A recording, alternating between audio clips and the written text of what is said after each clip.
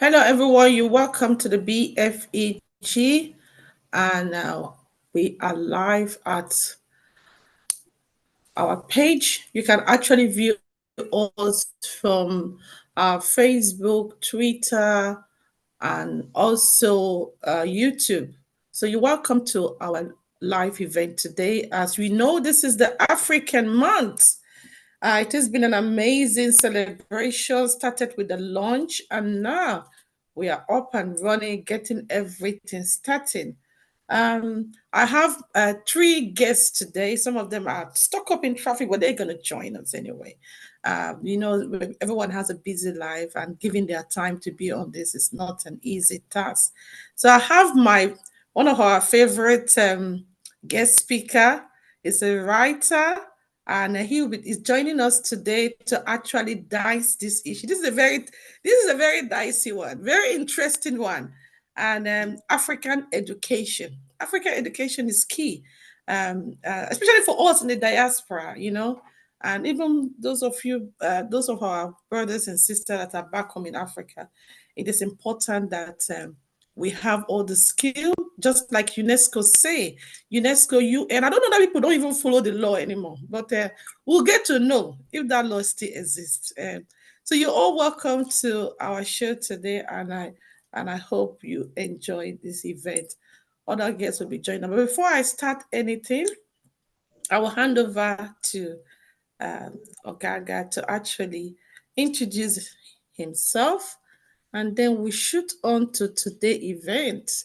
And I'll be reading that poem because I want to read the African poem every time I am live. Africa, my Africa. But I'll just allow Gaga to introduce himself. Then we shoot on. Good evening, Africa. Good evening, world. Good evening, Nigeria. Good evening, diaspora Africans. I am Ogaga Lovely Onokwako, also known as Blade OG. I'm a writer. I'm a polyglot. Many things. I'm an engineer. I'm an animal lover or animal rights activist, and so much. And I'm your gentle guy. So you're welcome to the show. You're welcome to the show. If I want to call everything, I'm multifaceted. I'm a jack of all trades. I'm master of all. So, if you want to be reading it will be so long. It will be so long, guys. It will be so long. It's interesting. It's interesting. So, guys, like I say, we are live on Twitter. If you go to BFEG Twitter page, you'll find us live there. If you go to our Facebook page, Black Female Entrepreneur Greenwich is live there, depending on which media. And if you go to our YouTube page, BFEG Greenwich, we are live there. Whatever platform that is very comfortable, that you feel viewers friendly for you, just go in, pop in, and watch this amazing event for today, talking about African education, educating the Africa to actually meet the 21st century. Yeah, you know, understand? So I said it before that I would love to be reading the African poem, because that African poem, maybe Ogaga will do some, because he's a writer. We are all literature student. Are we going to read poem today?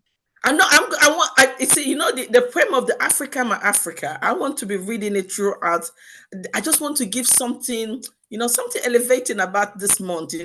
This month must not go untouched. You understand? Okay. Yeah, so you give me a second. Let me get my second phone so that I can actually use that. Okay, so I am going for. Let me see what I can get here. Let's see. So I'm going to read this great poem from one of our authors. He has been an amazing writer. So like I said, everyone, go to the Black Female Entrepreneur website. There's so much event happening there. We have a lot of event. We have the African Month event. We have the African Day event. It's going to be really amazing. coming to Kibrook.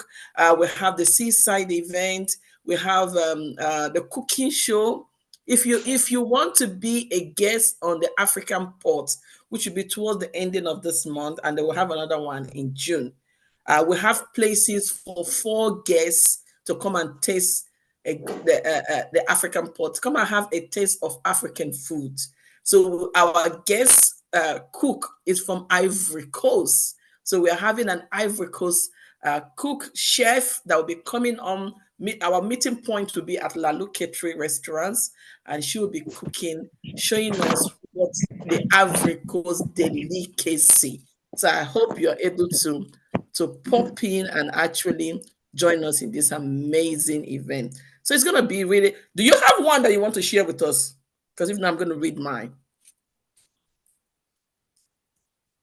Ogaga, do you have any you want to share, or you want me to read mine?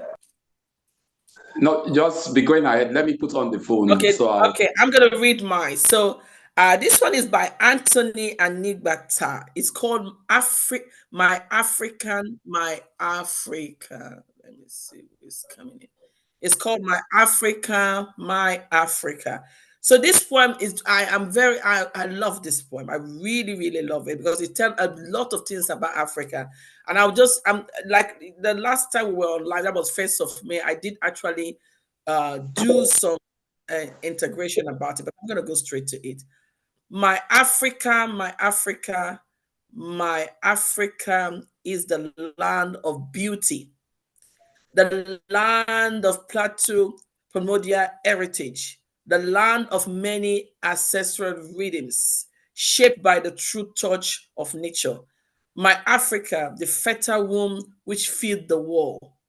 Oh, precious, uh, oh, precious scenario, oh, of mighty warriors and bell, of creative and innovating hunter, of great famous and farmers and fishermen, of tale tellers who are either born brown or black.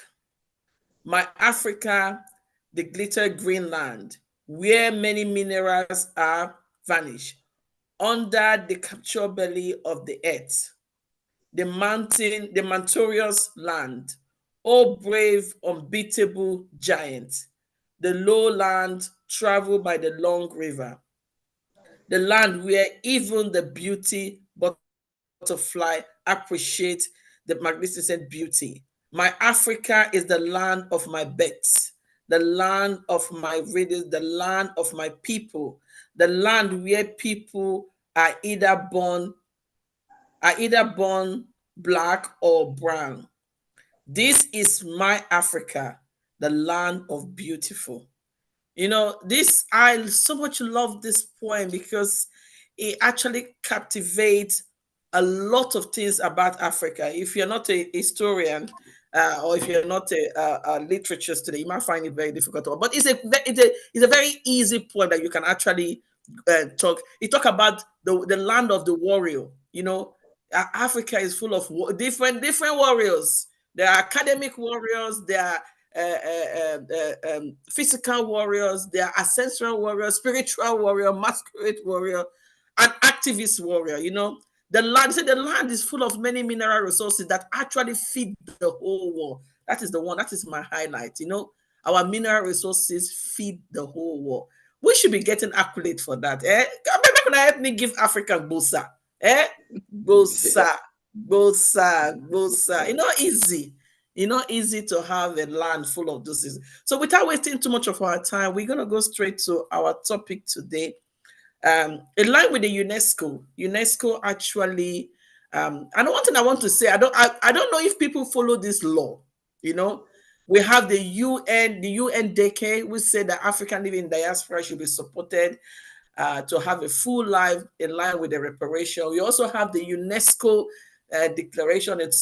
The theme for this year is actually educating the Africa to fit into the 21st century and accepting us for who we are, giving us all the tools. So I don't know if we're going to come back to that political side, where we talk about do people that are members of the UNESCO, members of the UN, do they actually follow this law? Or this law, when they make it, they just put it in the shelf, or they leave it in the hard drive, make their hard drive, they manifest the law.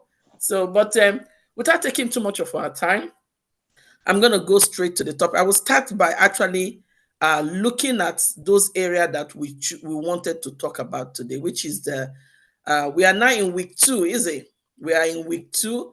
So those of you, you can check our platform. You see some of the information we actually send out, and you can look at the topic that we are discussing today, which is the keynote, education and empowerment. We're looking at education and empowerment. I want to actually start in terms of, let me ask that question. I'm going to ask, I know some of my guests, our panel of speakers, when they join in, we're going to ask them those questions. Do you think that Africans have actually gotten enough, they've gotten enough education? There is enough information to educate, like back home. I'm talking about back home. I'm going to come back to UK. So do you think there's enough resources back home, back in Africa, to actually support the education system in Africa? Agaga, just okay. Thank you very much. Let me start with you talking about so many law. Like we have the United Nation, they have so many organizations, UNESCO, and so on. And the UN as a body and its various branches, let me put it that way, they have a lot of laws. But what we know very much is that nations are selective about what to implement. They choose what to implement. The UN, as we know it, I think is more of talk, but no action. Even when the staff, we could say the staff, like the UN Secretary General and other members of his team, at various times, they make a lot of efforts. But the UN as a body can only function if the member states agree to implement. If the member states do not implement, there's nothing the UN will do, because these member states are those who fund. Say who plays the piper determines the tune. And so nothing is done. They can only do by reminding their member states to live up to what they have signed up to. For example, we have the 35% affirmative action for women, every position, political positions and all that, you should be able to have 35% of it for women. But we know even Nigeria as a signatory to that convention does not implement. And there's nothing the UN can do about it. The UN, I think is Article 28 of the UN Charter, I think makes it imperative for primary and secondary school education to be compulsory. I also know that in Nigeria adopted that. But the education gap is wide depending on the region in the country. For example, the gap is very wide. What about other African countries? What about other African countries? Let me start with Nigeria first, because what happens in Nigeria also plays out in most parts of African countries, So like in Nigeria now, there's a gap between the North and the South. While the South, most of the state governments are keen on implementing that, the North is not keen. The political leaders that come in and go out, they have different agenda. And why is this like that? Not just in Nigeria, but in most parts of Africa. One is poverty. Two, some of these political leaders choose to use religion and poverty to deprive their citizens from getting education. Because if their citizens are educated, they feel they will not be able to control them. So they want people to be uninformed, uneducated. And so, this is like, if you read history in the olden days, in the early centuries, let me use Christianity, for example. The church did not allow people to read the Bible themselves. We had a lot of martyrs in those days who were found, if you're found with the Bible, with a copy of the Bible, it will be tied around your neck. It was seen as heresy, and you will be burnt to death. Why were these religious leaders doing it in that early times? Because they didn't want the people to find the truth. And those who even attempted to have copies of it will be killed, because you will know the truth. The leaders will not be able to control you. It is what they tell you, you do. So you continue to remain in chains. Now, even when the Bible was being duplicated, these church leaders still did not allow people to have access to a translated version. But today we have it, and people can be able to decide what is right and what is wrong. That is the same thing that is playing out in Africa. Political leaders do not want their people to be educated, because if their people are educated, they will become knowledgeable. They will, what is education? Education is about providing information and skills that help people to build themselves and their society. And when someone is educated, he'll be able to decipher, to determine what is right and what is not right. And so that's a problem. Africa has its own unique problem of bad governance, corrupt leadership. And that's why you find that, for example, like in Nigeria, which also happens in some African countries, you see these wealthy persons, these political leaders, they will take their children to the best of schools in Europe and America, while the educational institutions here are dilapidated. Why are they doing it? For these people to not have access to quality education. But their children will have the best abroad. Why are they doing this? So their children will come back and continue ruling over the uneducated people.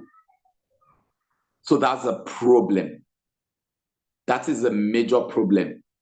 But I must tell you that there is a good example, for example, in Nigeria. Let's not be political here. But like, for example, during the time of Godswill Akpabio of Akwa Ibom State, let me use them as an example. The people of Akwa Ibom used to be laughed at because they were mostly uneducated. And so what do they use these people to do? They were using them as house helps, house boys, house girls. They can take them away from their parents as young as even 5 years old. People will use them to work, won't send them to school. It was like that. But what happened while I was doing my NYSC? Godswill Akpabio, who is the present Senate President of Nigeria, became the governor and implemented the compulsory education. And they went around, because I was doing my service in a rural area. And they ran and made it compulsory that any parent, it was in the law, in the law of the state, if any child does not go to school, does not complete his or her secondary school, the parents will be arrested. And they were implementing it, and it became serious. So that even in the school in the rural area where I was teaching, a parent came to pull the child out, that a relative wants the child in the city. The parents could have done that, but because they knew the government was serious about it, and they could go to jail. Do you know that the parent had to, the mother of the girl? If I may come in, you've done a lot of narrative about Nigeria. I know a lot of other countries follow what Nigeria implemented, but we want to make it looking at Africa as a whole. Yeah. Do you think the instances and the example you give also happen in those countries? It does. It does too, because another factor, if I may say, that prevents people, apart from bad leadership, some parts of African countries have been in crisis. They are in crisis. And if there And is this is where foreign policy come in, is it? We're gonna come to that, but continue. Yeah, some parts of Africa are in crisis. For example, we talk about the Congo. How would they go to school? It's just like the case of apartheid South Africa then. You would have majority of the people out of school because there's And you crisis. still have, even after the apartheid, you still have the impact, just like the same thing with the transatlantic slavery. Even though this has happened so many years, you still continue to have the impact of how this affect. When we talk about education, we're not just talking about somebody going to school. We're talking about both training, both training, both skills. So I want you to elaborate on this area. The education starts with the basic education, which is the primary level to the secondary school level. And that's why, like, Nigeria adopted a system. I always come back to Nigeria because some also take that template. Now, Nigeria has a system where the primary school level is compulsory up to your junior secondary school. Now, when you're done with your junior secondary school, you decide either to go to the senior secondary school, I think, which is high school there or something like that, to complete your secondary education, or you move to a technical school where you learn skills. But even that, the facilities for that was not provided. You have on paper that once someone is done with junior secondary school, he can choose to continue to the senior secondary school if he wants to progress to the university or polytechnic. But if he doesn't want to, he will move to a technical school where he learns skills like you have in Korea, where people can learn baking, fashion, and others. Because if you have, let me break you. Let me stop you a little bit. Sorry, I want to interject. So you're talking about the compulsory elements, which is the primary to GSS. That is over here we'll call it. Is it year 7, year 8? I think year 9. So year 9. So that you say that is compulsory that you must get to that stage. That is. So okay, you're talking about compulsory. So when you say something is compulsory, that means government has to sponsor it. Exactly. So government has to sponsor it. Government has to provide the resources. Government need to make sure the access to the school the road is good. Government need to make sure that the classroom has chair, has Yeah. paid teachers. Yeah. Government need to make sure that the books and sometimes the uniform that the child need to wear to go to school is affordable or can be offered for free. You Yeah. understand me?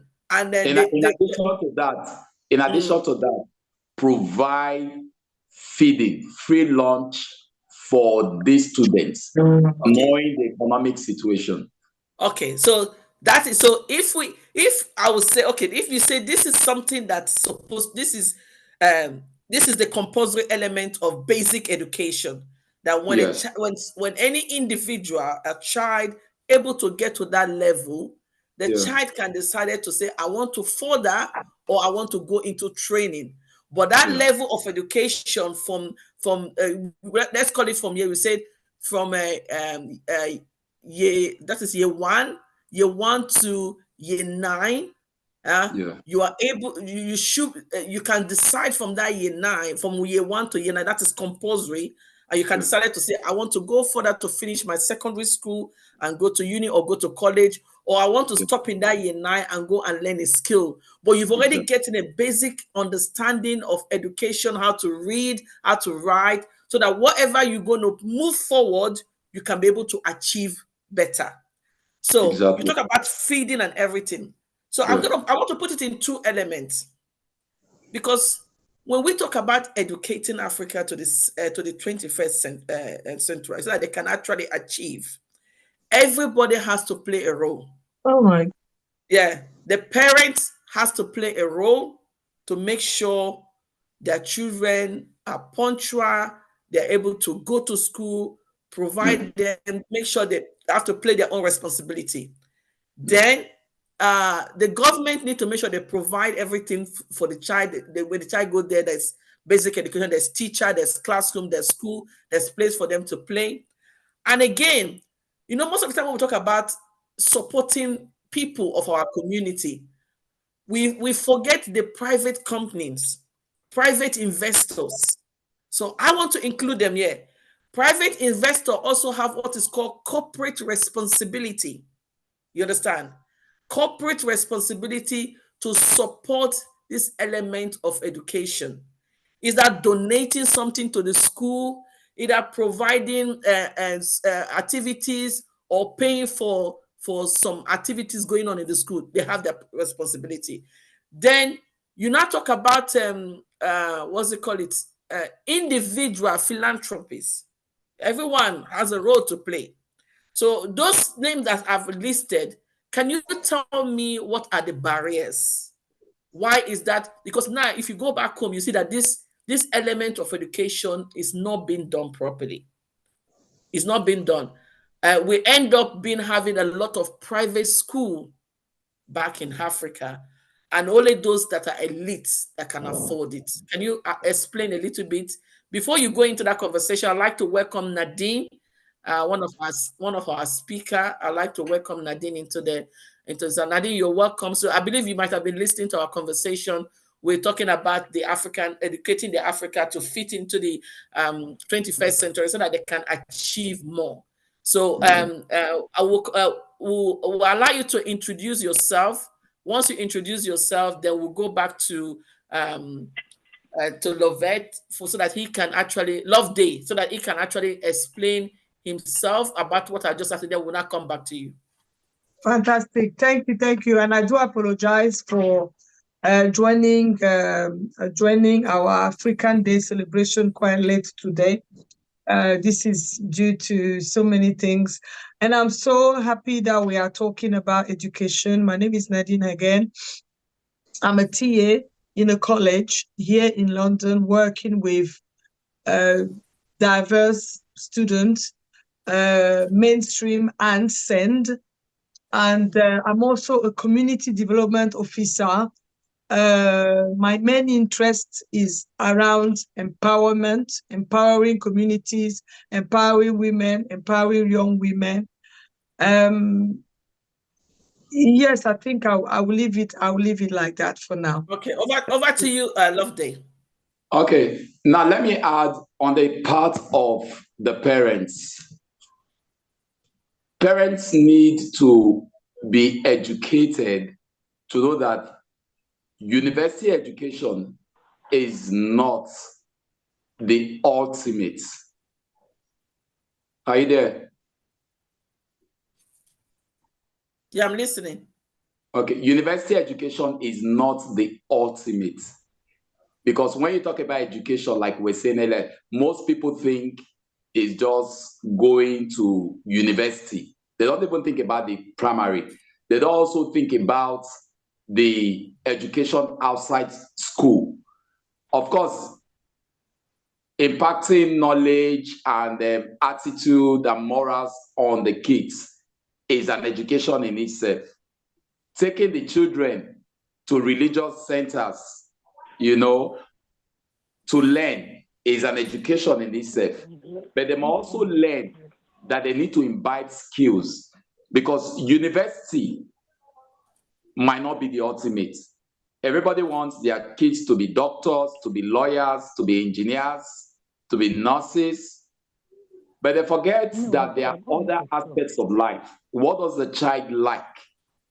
Parents need to watch their children and see from birth to see what the child is drawn to. Now, why the child is going for the compulsory education, the child should be encouraged at home. Provide materials that the child can play with and develop his or her skills. Now, for those who are like in the secondary school, like where I am, I'll use as an example. Now,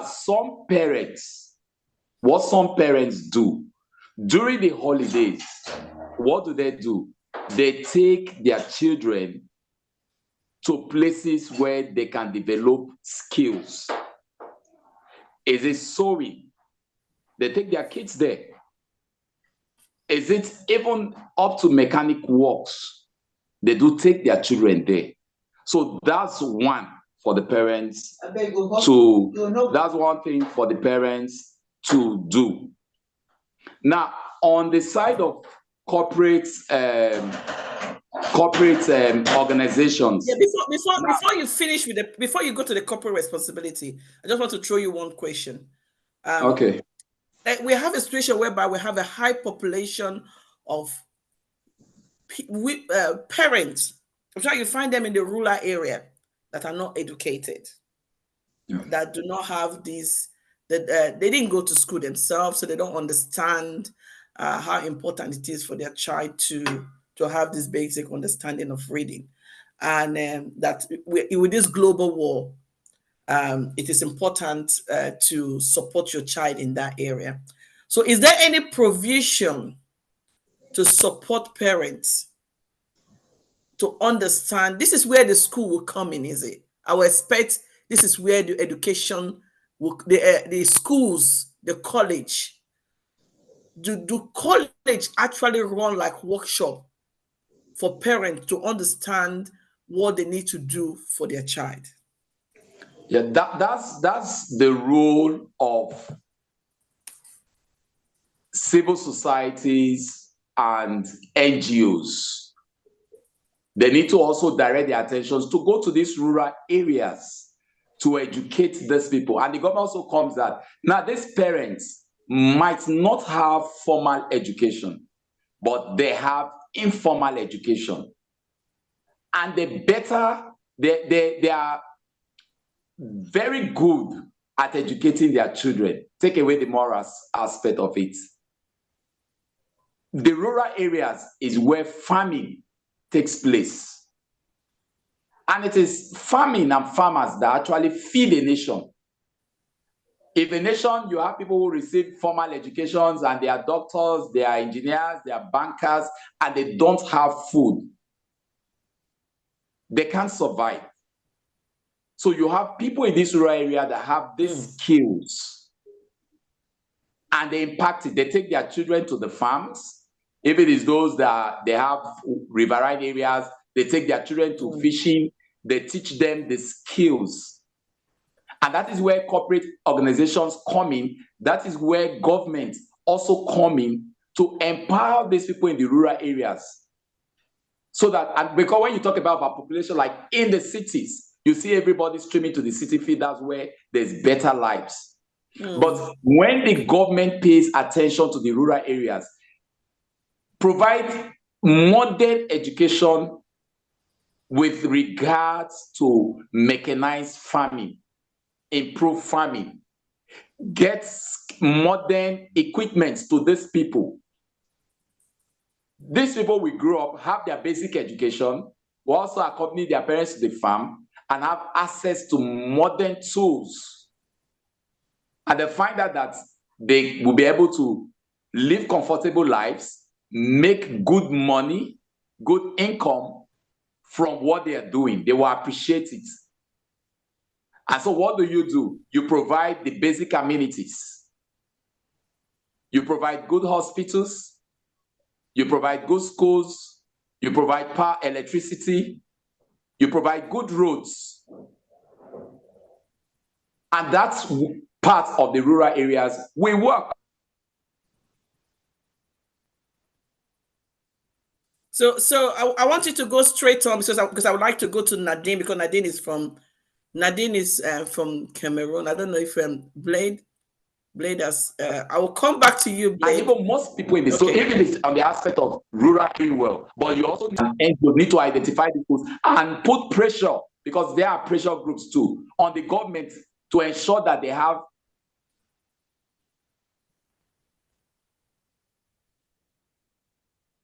basic formal education that was able to know how to use it, negotiate, and trade better.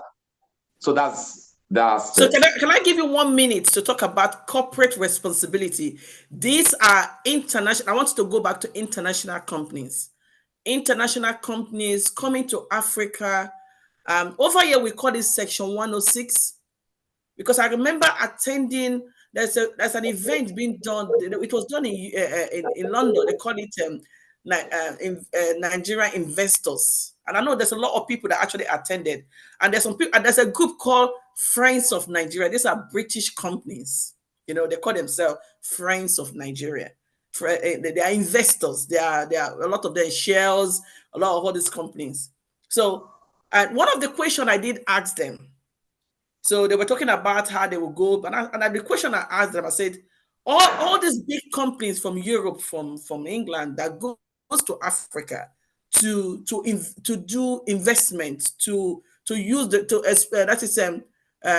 exploit the resources, and then come here to also better their country. You call it Section 106. That is something corporate responsibility to the community. So then I asked them, I say, do you give Section 106 to those African countries? So I know there's the tax that the government tax you. This is government taxing you. You're paying your tax while you are trading in that company. But what about your community value? Your community, this one got nothing to do with whatever dealing you are dealing with the government. Your community value, your community contribution, to that community in terms of education, in terms of employment, in terms of training, in terms of what's they call it, program, investment, building that community. They could not answer me.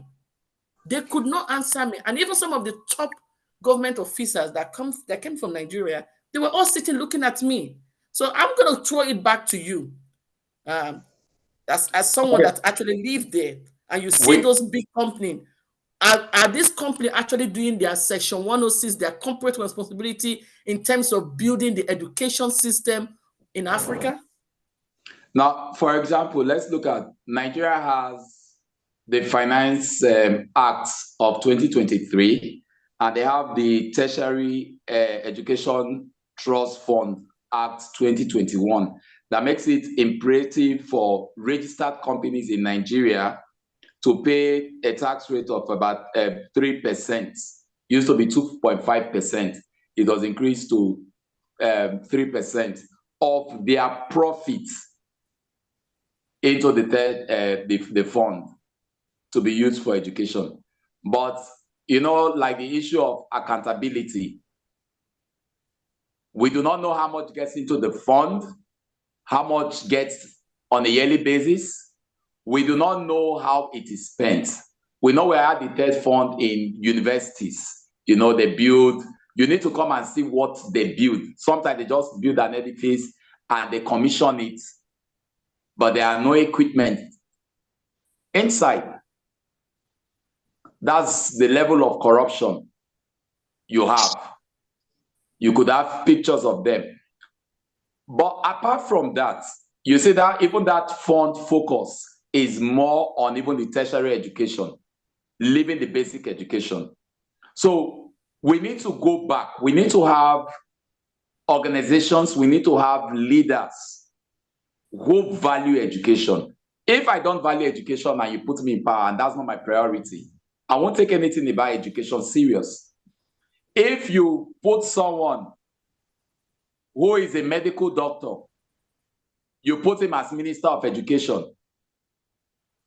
You put someone who didn't even go to school, you put him as Minister of Education. What do you expect? So what's the profile of those who are placed in the education ministry? And so if they take it serious, the government should be able to, like, these corporate organizations, because you look at what tax, they are paying a lot of tax, different tax. The federal government will tax them. Apart from this one, there are different taxes they will pay. The state government will tax. The local government will tax the same companies. Plus the communities will tax again. Plus area boys will tax again. And so how much the duplicity of tax is so much, and this company needs to also make profits. Sometimes these companies, the communities, their host communities will tell them, your entire junior staff level must go through us. We must be the ones providing the employment. You know that hurdles they are having. And so how do the companies survive? And so the government needs to look at the ease of doing business in Nigeria. Compare the ease of doing business in Nigeria and other nations that are progressing. So when you look at the ease of doing business, because you want your people to be educated. They know the value of education. Else, they won't take their children to school abroad. There's a school in Nigeria that should be starting by the next term, September. And they've announced their school fees is 43 million naira a term. Says a foreign school, they have all these standards. Now, we also see the case we're having in Nigeria. Sorry, although you gave me 1 minute.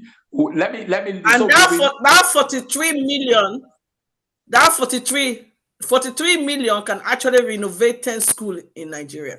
Okay, now we have a former governor as exposed by the EFCC that paid $720,000. I think it was $800 and something thousand, but the school has deducted theirs and said the balance is $720,000 upfront for the children. He was about to leave power. He knows he will be out of power, and paid over $720,000 to a school in Nigeria, a foreign school in Nigeria, part for his children. One of the kids has not even reached to start school, but he paid in advance and paid school fees, I think, up to, if I'm not wrong, to 2035.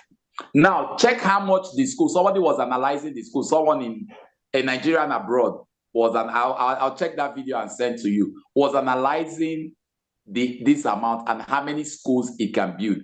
Now, she even brought pictures of school in UK, in America, public schools that are free.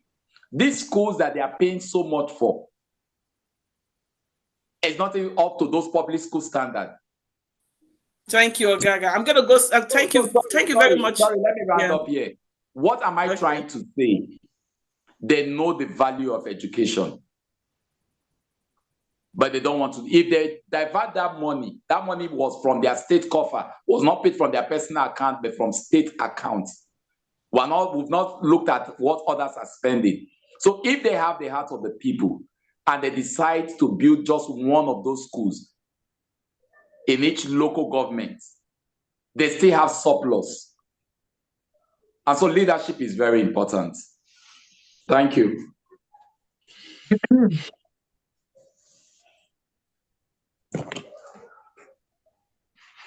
I yield the mic. Are you there?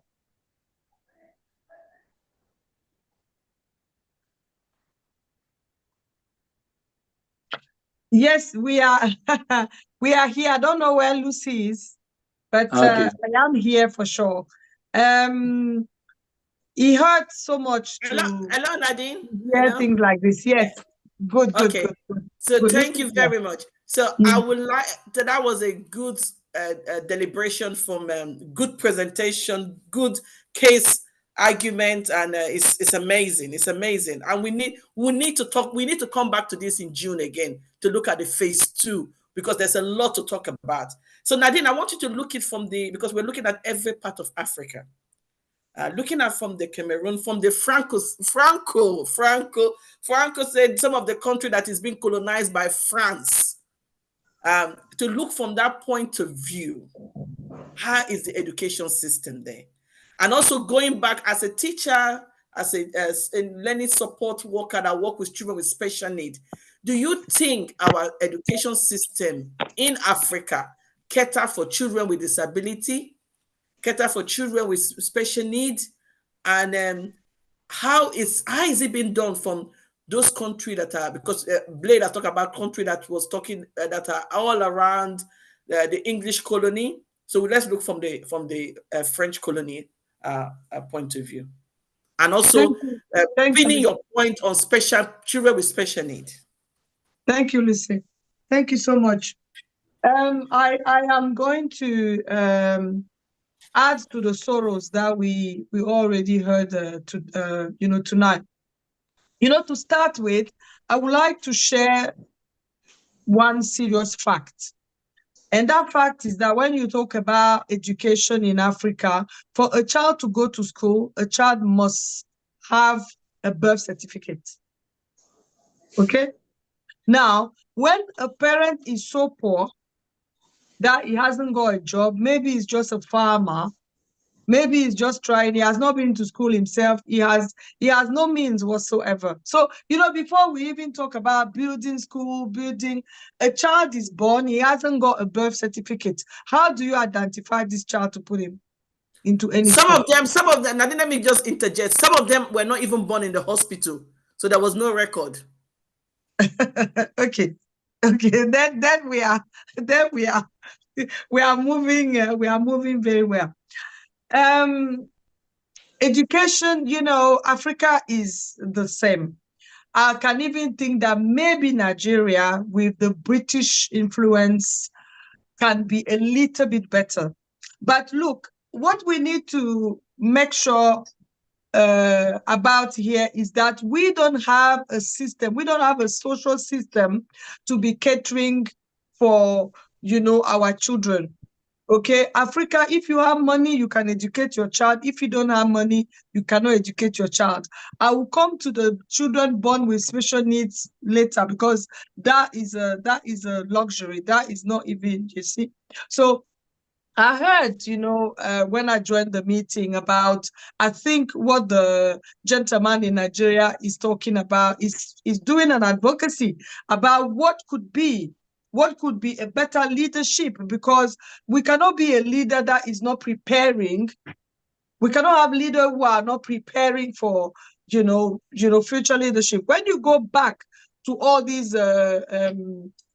president, people like Houphouët Boigny, people like Omar Bongo, what they did then, they sent their citizen to different European countries with a bursary. Cameroon had that, okay? If you're super intelligent, if you pass, your GCSE with a certain, merit or whatever, you then get this bursary and you come to London. And the main aim was to get educated in London and come back. It's the same story. So your dad needs to have money. Your mother has to sell puff, rice in the street or whatever that she has to do, sell tomatoes in the market, whatever she has to do, sell, secondhand clothes, whatever she has to do to be able to educate you. There is nothing, if I can even jump on things you have not, you have not asked for. Talking about the corporate, social responsibility for companies who are in Africa years after years after years, decade after decade after decade, draining Africa from the oil and from all the gold and what have you. Is a business. And only charity organizations or only individuals who are running charity organizations can go and claim for this corporate social responsibility, because the common African does not even know that he can claim for something like that, to maybe feed his child or maybe pay a child fee. It's not, we are not even there. We don't have, Africa has the same problem. Those who can educate their children is a basic thing. When you have a high school, when you have a primary school, daddy, mommy must have money to send you there. The government doesn't have any way, and has not created any way to say that, okay, these are low income, these are, we know that we don't have a social services, we don't have that. Now, I want to talk about something that is very important, because we Africans usually undermine ourselves, undermine the power of our parents. It's not because they have not been to school that they have not educated lawyers, doctors, these mama that have never been to no school whatsoever went on the streets, sold their puff, sold their tomato in the market, and were able to raise leaders. Some of our leaders who are not able to duplicate what their mothers have done, who are not able to make sure that somebody should not sit on the sun to sell puff or whatever to educate me. They came out of that system. They came out of that suffering. They have suffered like that. Walk without shoes. Go to school without uniform. They have come from that system, and they cannot make a better system. Now, I studied community development and public policy here in the UK, and I came to realize that the government can't do everything. I think I want to take this debate somewhere else. I want us in the diaspora, I want those in Africa who are in one form of leadership or other, I want them to rise and become those who are able to bridge that gap, Lucy. We need to have people today from the third sector. We want to have people today from private entrepreneurs, private people who should come now and do what the government cannot do. Because it is clear we don't have hospitals. Our leaders, when they are sick, what do? They come to Europe, or they go to other African countries where they can get, treatment and all that. And us, when anything happens to us, we are there, nothing can happen. So, to be honest, when you then look at the situation of, I want to talk about health and education. Children born with disability, number one, if you can't speak, you are a witch or a wizard as a child. Your grandmother or anybody like that has passed the juju to you. That's why you cannot speak. But it's a higher level of autism. When a child is mute, it means that the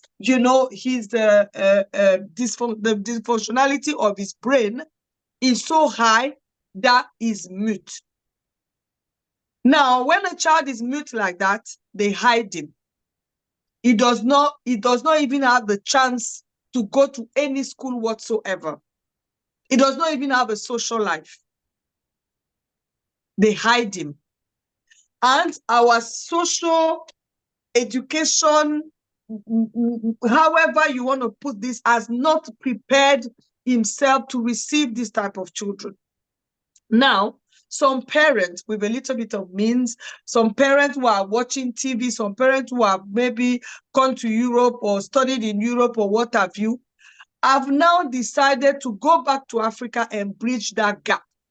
That's why in my country, Cameroon, I have a lady here, I can mention her name. She has 3 autistic children. She went to Cameroon to now work with charity organization in Cameroon. Her organization is called Dare to Hope, because she had the chance. I had one of her daughter in my class, and her other daughter was in school. They went to Lewisham College, you know, and today they are in the community working. But in Africa, these children, I'm sorry, they wouldn't amount to nothing.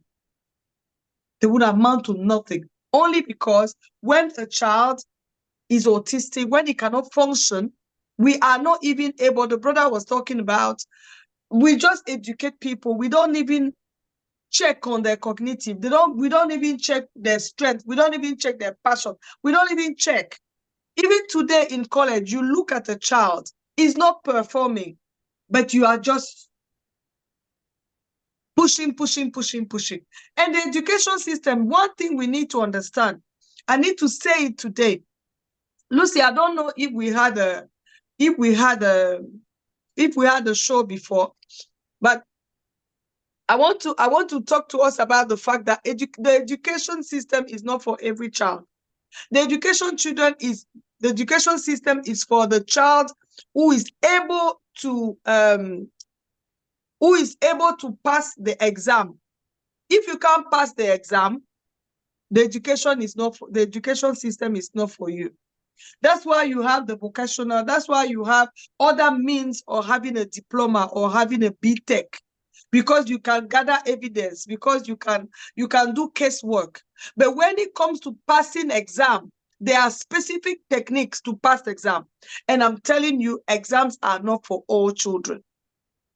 And now I think it is time that we mention this thing. Sorry. Let me interject a little bit. Okay, you're talking about education is not for every child. There's a skill work that they can go and learn. So the problem I'm having now, if you come down to Europe, to the developed country, there's something they call apprenticeship. Yes. When you go for that apprenticeship, you get a qualification. It is recognized. Yes. I think this is where the UNESCO law should be coming in. This is where the UN law should be coming in. You go for one or two training year, they will give you a qualification. You don't need to go to school. It's apprenticeship. Yeah. But in Africa, that is not classified as a qualification. We have one of the best apprenticeship in Africa, where a child will go. Some people will go for tailoring apprenticeship for 7 years. They will go for mechanic, how to repair a car, for 4 years. They will go for how to make cake.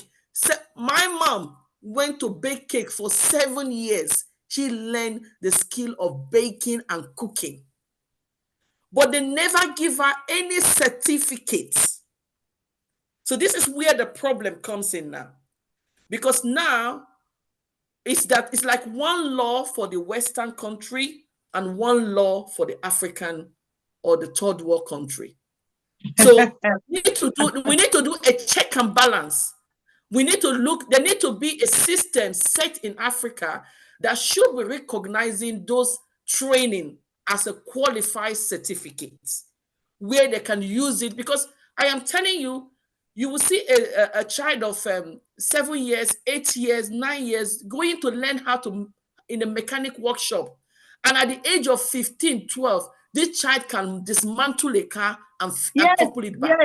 Yes. But this child there's no certificate that is accredited to that child to see that child as somebody that have actually learned a skill. If that child should want to get an employment in the Western world, the Western country will not acknowledge that child, even though you know the child have a skill. We've seen over the years people that have learned skills from Africa, and they are good in their skill. And when they come to Europe, Europe does not actually acknowledge that skill. Even with their qualification from university, it is not acknowledged. Can you share a light on that? You see, when you're a migrant in the UK, you are accustomed to this. I think it is the most painful thing that I've witnessed when I came here. I went to school with people who went to university long time ago. I was 22. I was 23 when I was doing community interpreter. I was becoming a community interpreter with people who have master's degree, but they came to the UK, amount to nothing. And they had to now come and educate themselves and do something else. Because, when you are a Francophone and you come to an Anglophone country, these are laws, policies, and whatever that they have done to continue to devaluate who we are.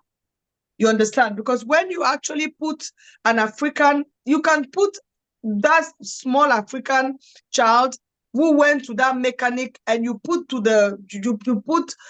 him with the British child that probably did the same amount of hours.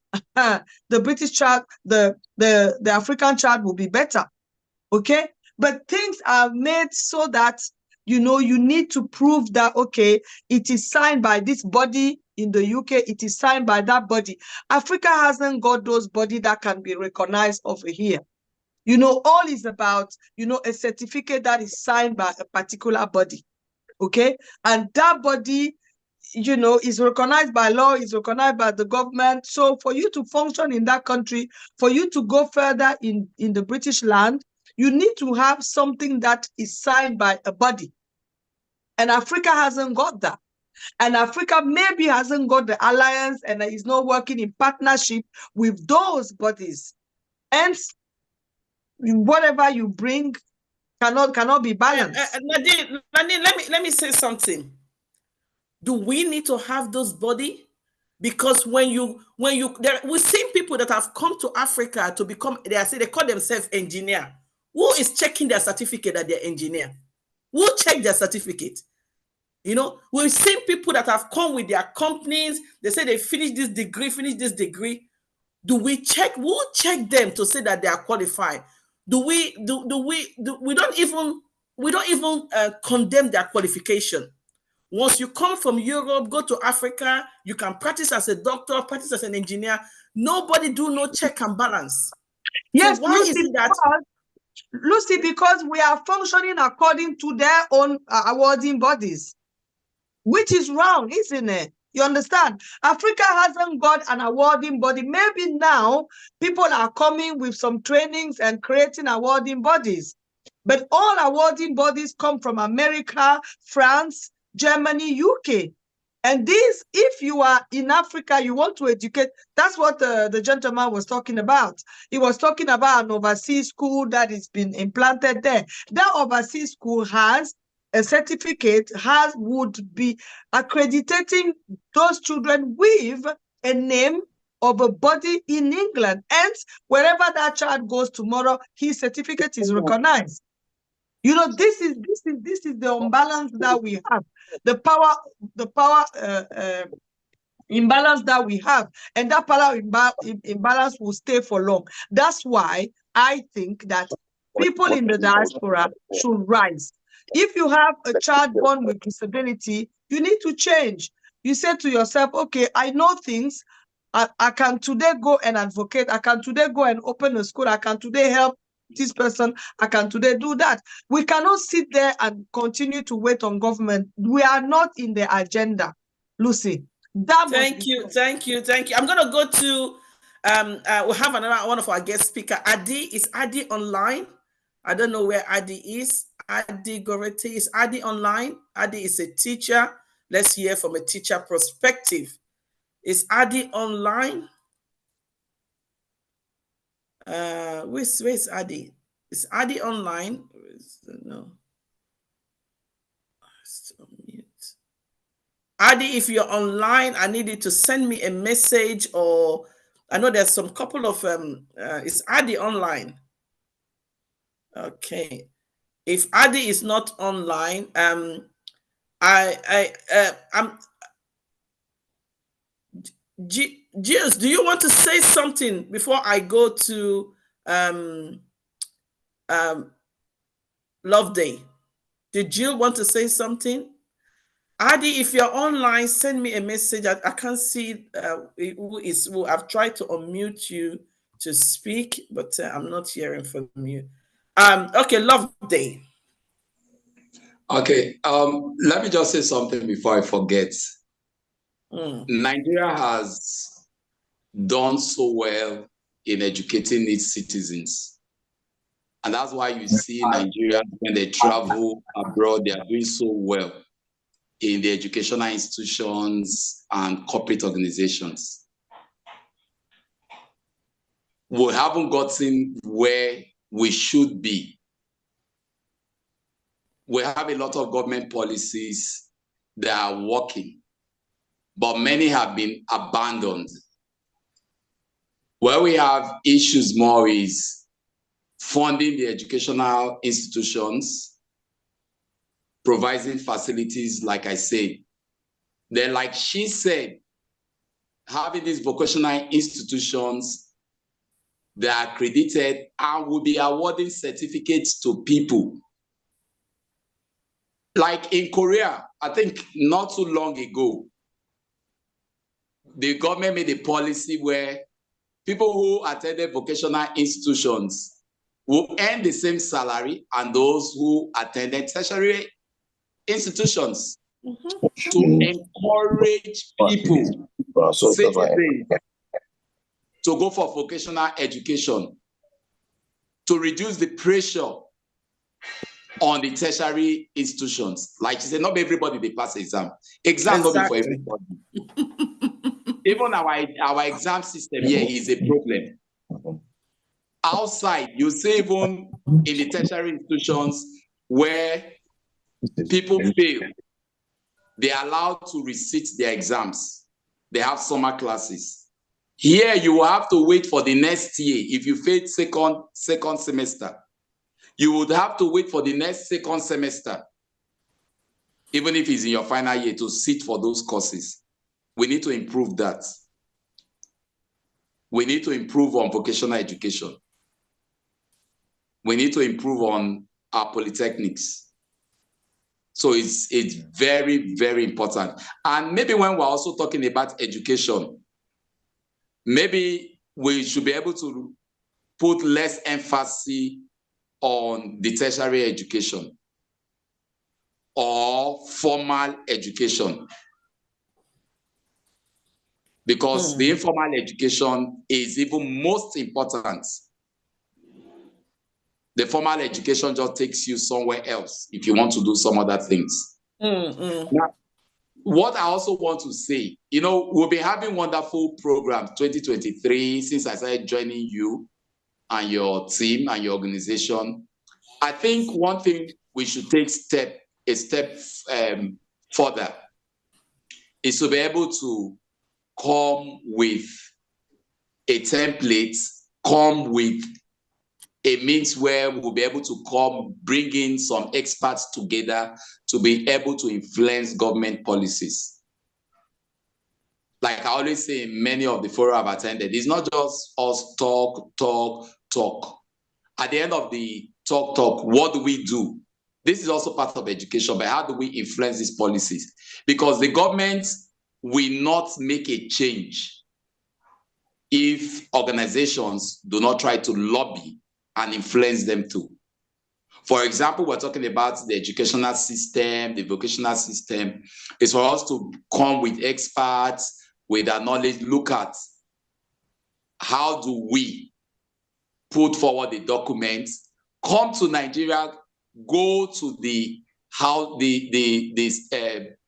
Federal House of Assembly to influence them to bring out a document, a bill, a law that will bring out these changes. Now, how do we also identify friendly state governments? Because there has to be a pilot scheme or a state where we say, okay, this is a pilot state. We're able to convince the state governor and he's able to do it. And if he's working in his state, other state governments can replicate. We can move forward. Oh, we sold this idea to the state government and it's working in their state. Then we have another thing where we need to do is adopting a school, Nigerians in diaspora. There are a lot of diaspora remittances to Africa, to Nigeria. When it comes, the government priority is building roads. That fund will be diverted there. For example, you see the coastal road Nigeria is doing now. See how much it's costing. And people are saying that's not a priority. You can move that money to the health sector, to the education sector.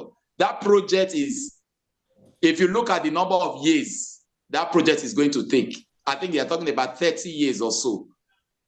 Why not divert that money to what is a priority, to the education sector, and make a change in the education sector, in the agriculture sector, in the health sector? So apart from that, in the diaspora, many of them went to school in Africa. You had schools, lobby organizations, lobby groups, lobby governments. Go and adopt your school or a school in your community and make a little change. What facilities do they need? What do the teachers need? How can you encourage teachers teaching in that school? Can we build blocks of classrooms? Can we build a lab? Can we fund it? Can we build a library? They can do this. Sorry, I just want to allow say him something. to finish. I think he will finish in 30 seconds. Let him finish 30 seconds. Go on, finish 30 seconds.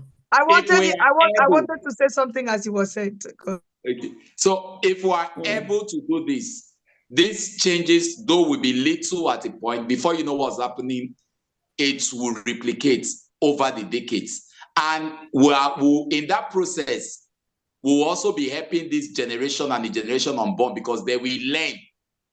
They will see what their elders are doing today.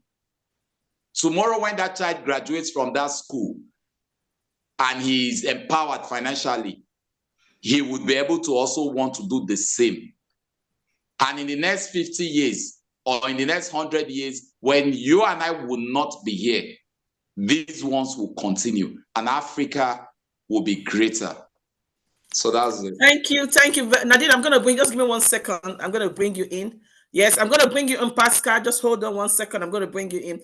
Thank you very much, Love Day, for actually, I like when people talk, you raise awareness, you raise challenges, but also come with solution.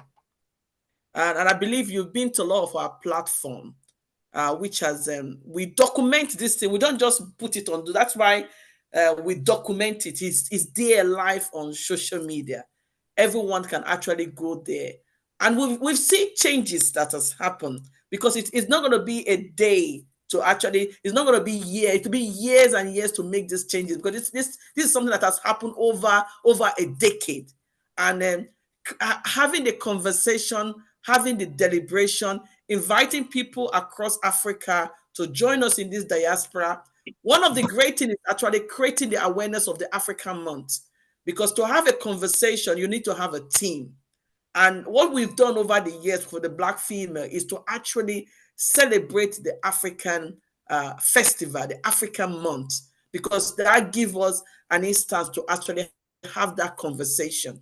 And we're beginning to have that conversation. We're beginning to use this opportunity to network with other community groups. We had the opportunity to be at the UN meeting, which we actually liaise with other community groups that are based in Africa. And Black females also set up an organization in Africa. We have Pascal, which is in the midst, also have an organization. Nadine has been to Africa so many times, educating the women back home. We are in the process of doing it. I like the idea of you saying adopting a school. I think a couple of years ago, we tried to do a Greenwich Council, a twin country with Ghana. And we're also looking into doing twin country with Nigeria, because that's where you have a large population of people from Africa, Nigeria in Greenwich. I like the idea of you raising the awareness of organization. So even though this is a government body, but organization body trying to adopt a school, which is something we're going to take from your conversation today. Try to look to adopt a school and make those changes, because you cannot go to the house. I know the system back home. You cannot just go to the house and tell them this. They need to see what you've done. You need to come up with evidence base. So if we go through the process of adopting a school, looking at the school, what the school have, it should be a government school, a local school. Adopt that school, support that school, provide a system, bring people together to add some infrastructure to that school, and see that school, because sometimes you don't need millions of pounds to actually make a difference in a school. Like you said, those little changes will make an impact. So if we're able to do that in one or two schools across Africa, so we can organize ourselves as a body and approach some of this, like you say, we lobby some of these peoples in office and said, this is what we've done. And we believe this can be replicated in different areas. Looking at what UNESCO has said, making sure that our education system are sound, and supporting our young people to have a better future. I think you've made a valid point there. Nadine, I'm going to give you, because I need Pascal to say something. I'm going to give you 2 minutes to actually support this. It's going to be very little. It's going to be very little. That's why I wanted to speak when the brother was speaking. Just to hammer. Lucy, that brother, I don't know which town he lives in Nigeria.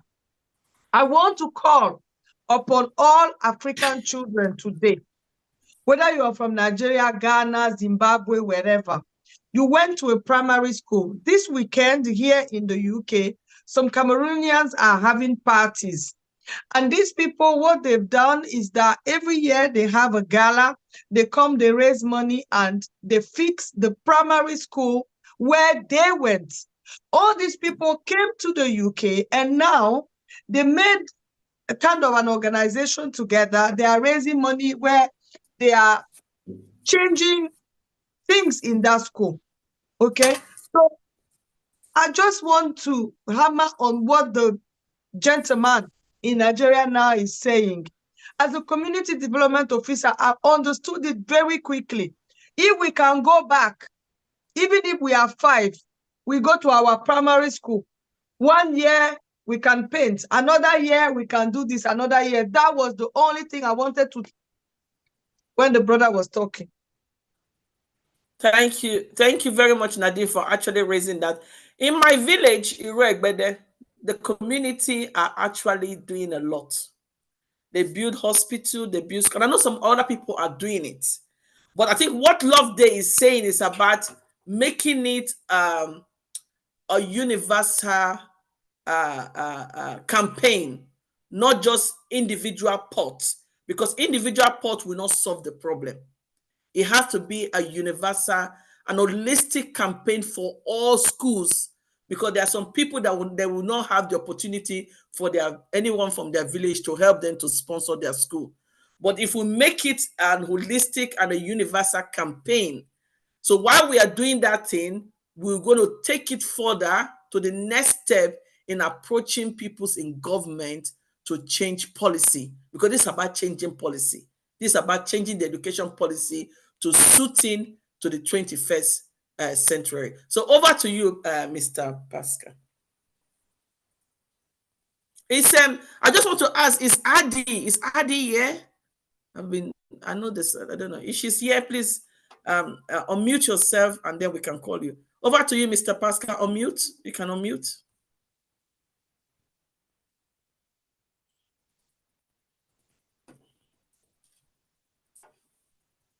Yeah, thank you very much, Lucy.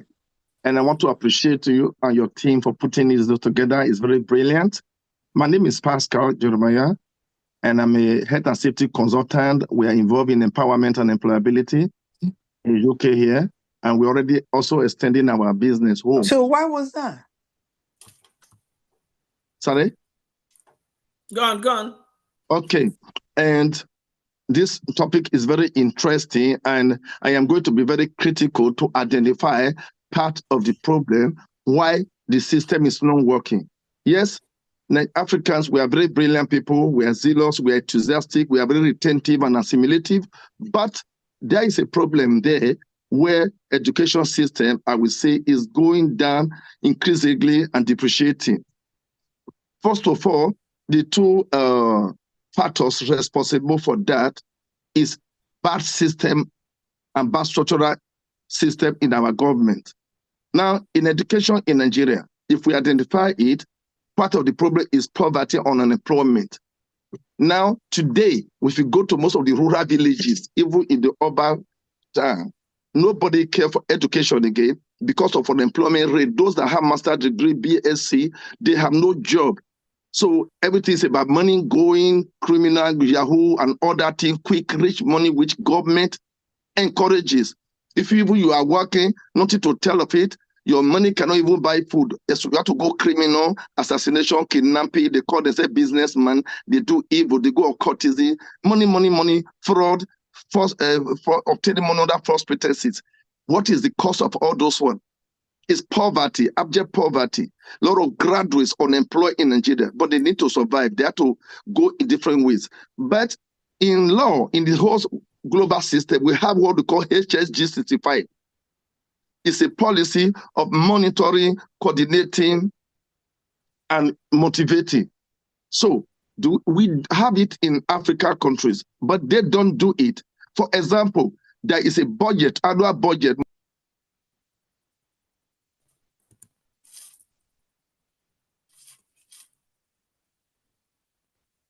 You're mute. You're mute. You need to unmute. You're mute.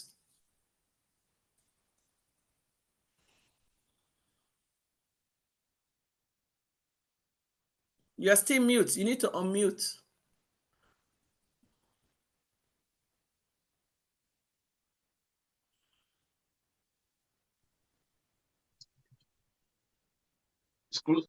Hello? No, it's on. Yeah, it's on now. I'll really call. Lucy, you are hearing me? Hello? No. You were mute. Yeah, you can go Okay, on now. no, somebody was calling. Okay, identifying that problem, lack of implementation and monitoring of our HSG 65, which is a policy. So this is what this country uses. If they bring out budget or contract, the implementation must be monitored, and they will make sure it's enforced and there is compliance. But the system is in our country. The system, for example, in health and safety, in all those things, like that other gentleman, he mentioned Finance Act 2023, but no monitoring, no implementation. Anybody can go there and hijack it and do whatever. Chairman is too big to follow up implementation. Governor is too big to follow implementation. Until if we want to support these people, we can become like international advisor and consultant. We become a body here. Just going to hope and build a school is not going to change the whole nation. But if we bring a structural process system that we can set the idea to government, say, okay, this is how they coordinate in this country. This is how they make sure that every contract given out is implemented. That will control the corruption. The idea is in Nigeria. The law is in Africa. They have all the whole regulations. But the problem, no enforcement, no implementation. Until we deal with that, there will not be problem. Like this HSG 65.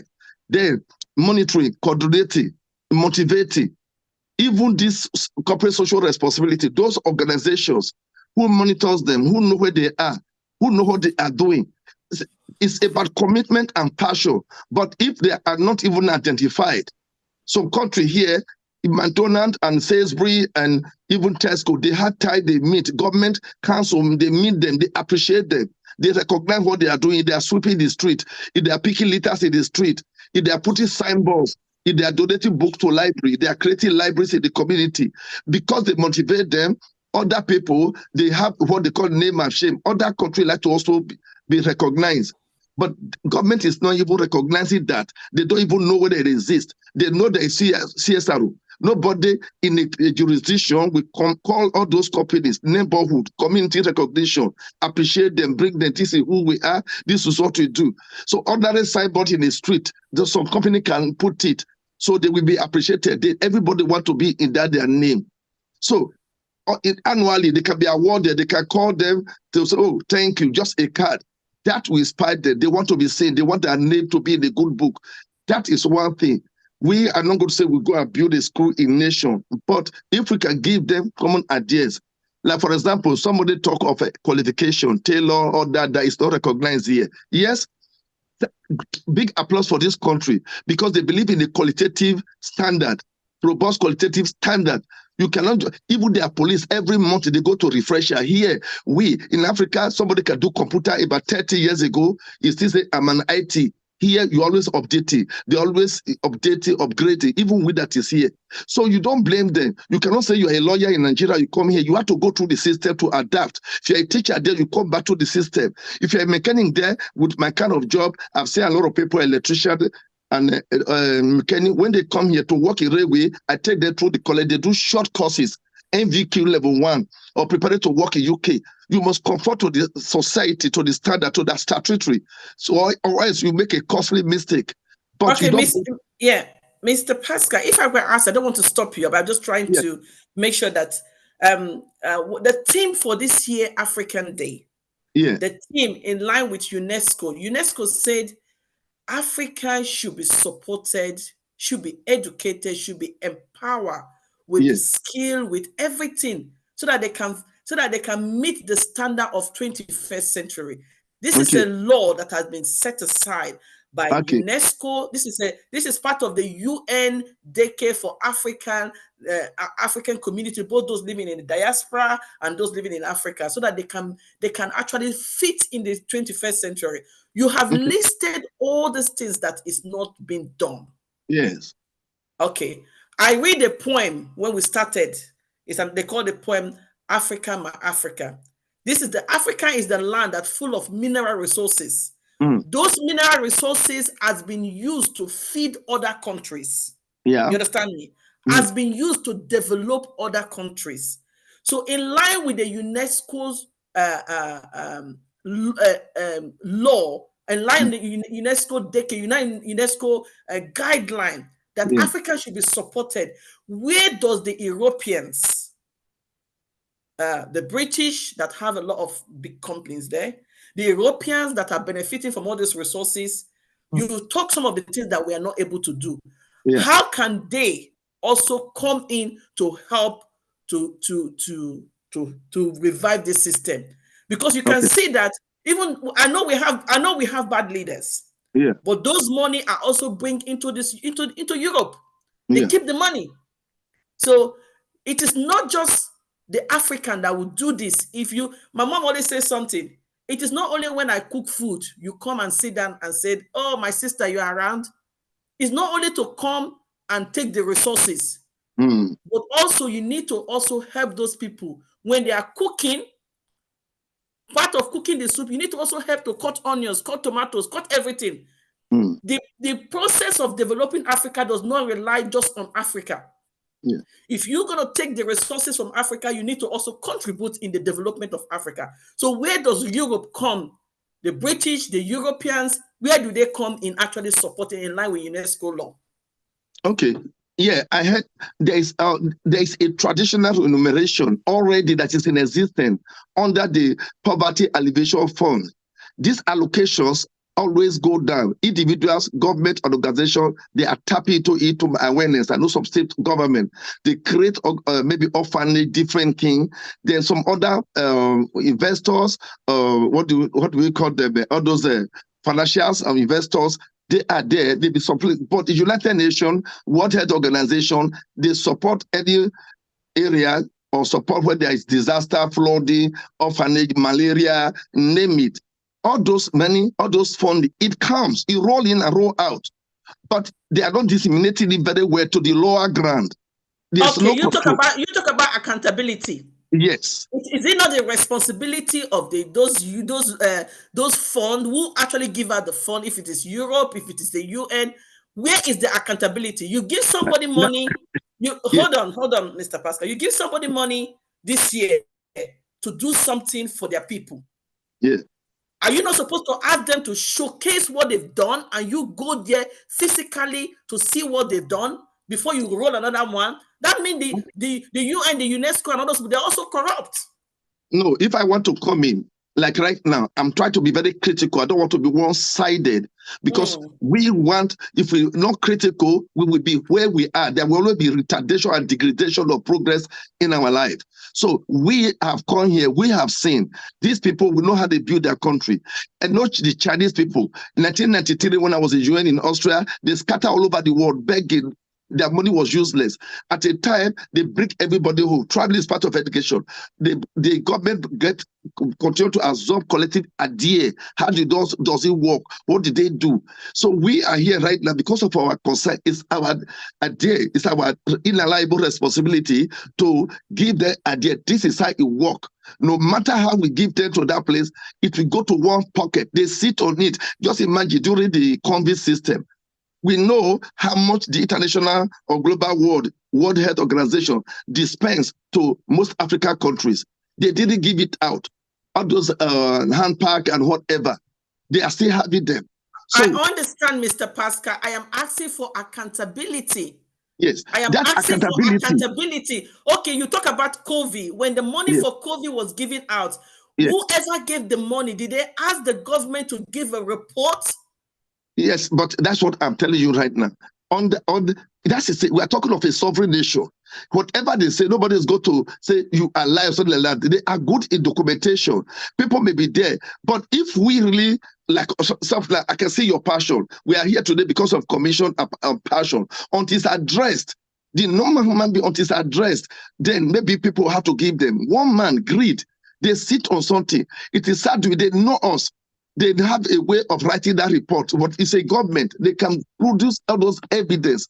But the truth of the matter, what I'm telling you, the law is in Nigeria. All this support is or Africa. All this support is going to Zimbabwe, then Cameroon, Ghana. They all get it. It's the same system.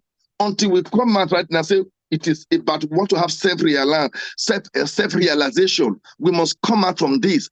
So the system is there, even our own within our federal government. The system is enough for us to build ourselves.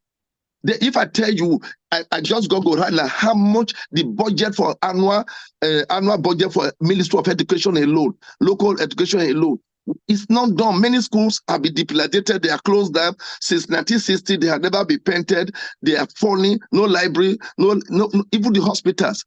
So somebody cannot come and just build your home. We have to come to self-realization. Say, okay, let's rearrange ourselves. We must come out from it. Thank you, Mr. I think we're going to have. I think the issue of accountability has to be on both sides. The issue, if we want, the issue of accountability has to be on both sides. If the UN, if UNESCO, if the Western country are giving money to Africa, they need to ask them to account. They have the capacity to go into Africa to see this money I gave to you. What have you done with it? I think it has to be on both sides. But I'm gonna go straight. I'm gonna go straight to Adi, because Adi has been waiting for a long time. Okay. Adi is a teacher. This is our area of specialty. Over to you, Adi. You need to unmute, and we're going to hear from Adi. Adi, you need to unmute.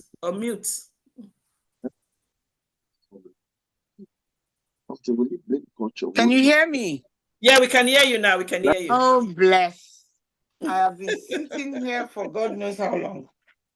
Go on, over to you. Oh, okay. I go by the screen name Adi Goretti.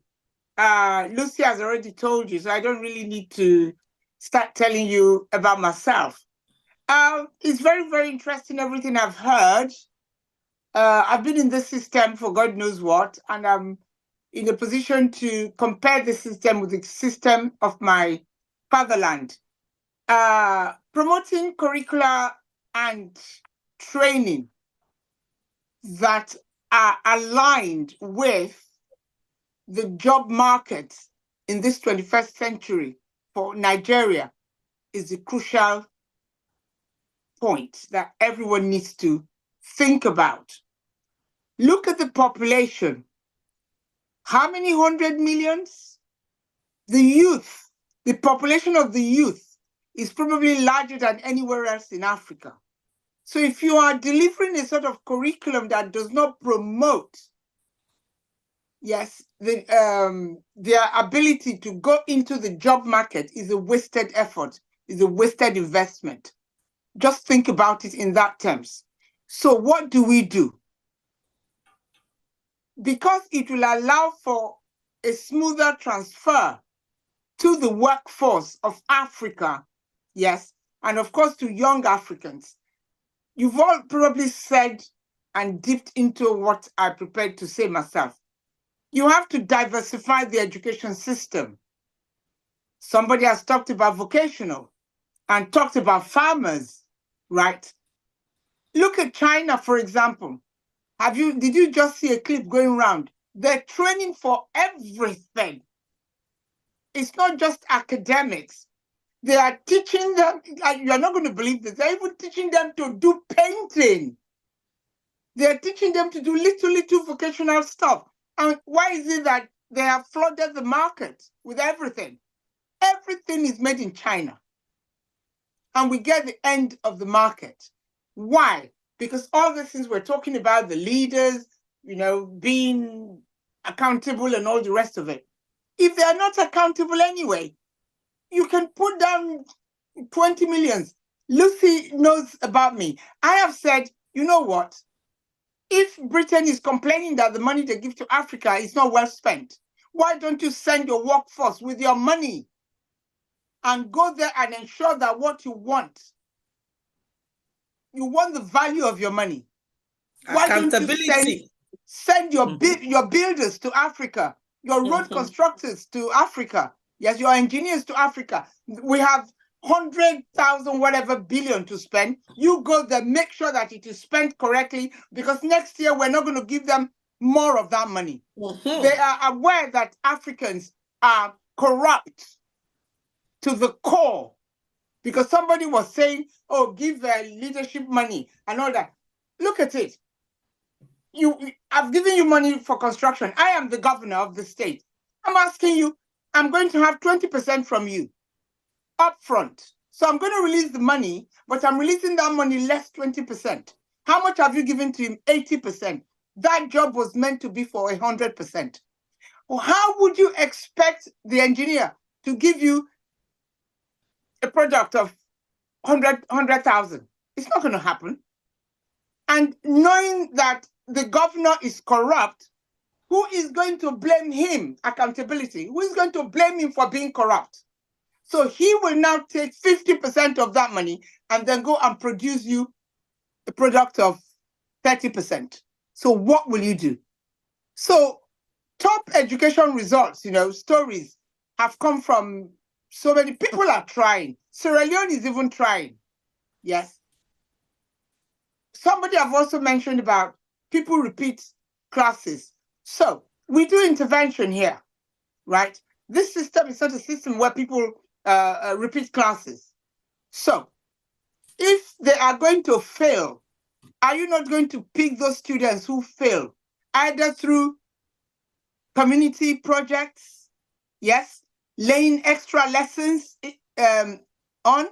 Of course, most parents. I went to Nigeria to visit my family, and my nephew's children were even having lessons virtual, just like it happened during COVID.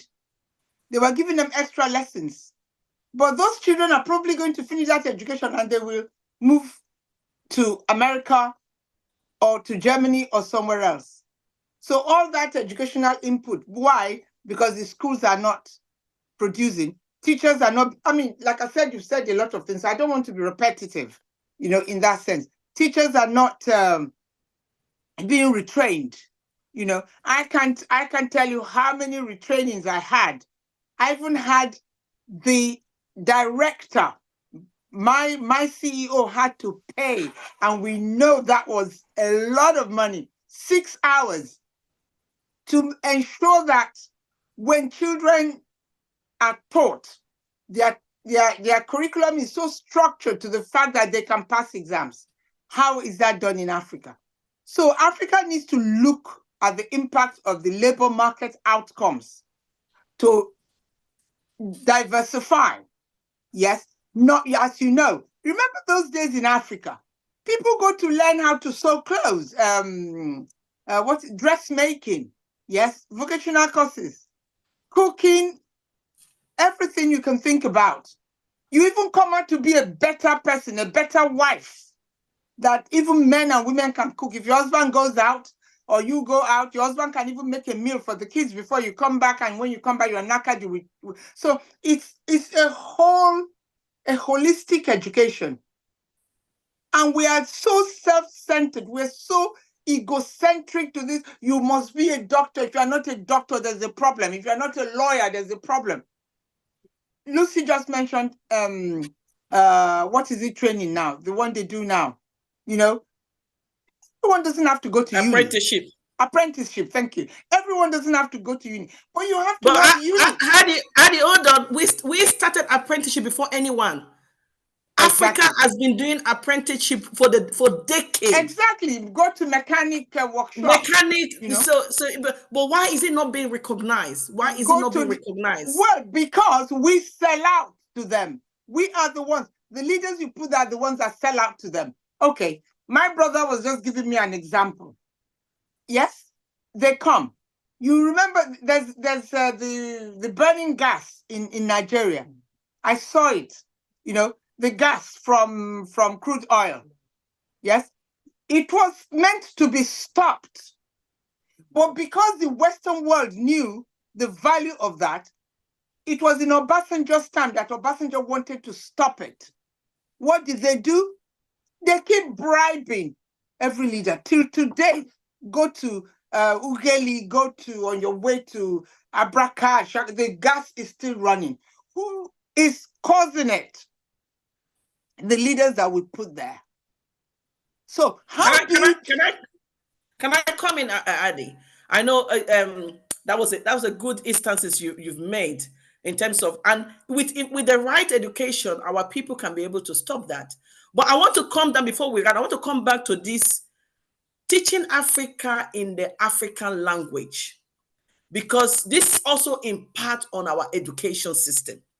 If you go to China if you go to China, they teach them in China language.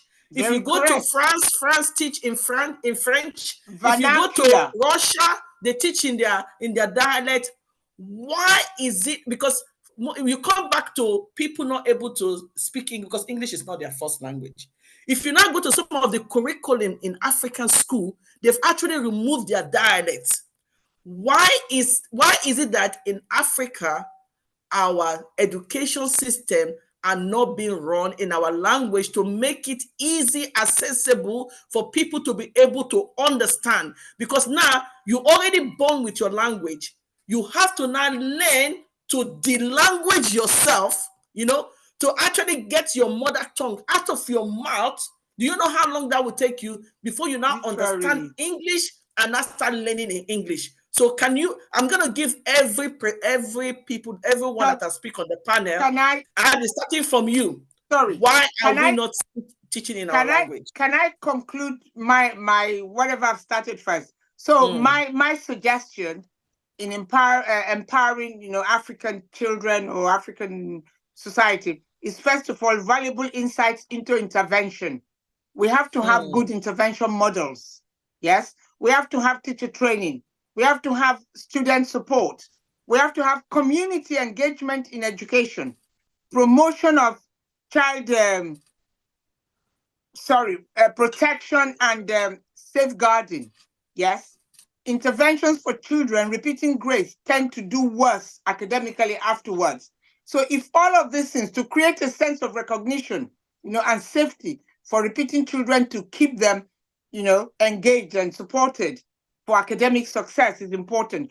Forums can encourage partners to engage in what? Candid conversation, some of which have been said. I'm just articulating it probably in a different way, about education challenges, such as education systems depending on volunteers.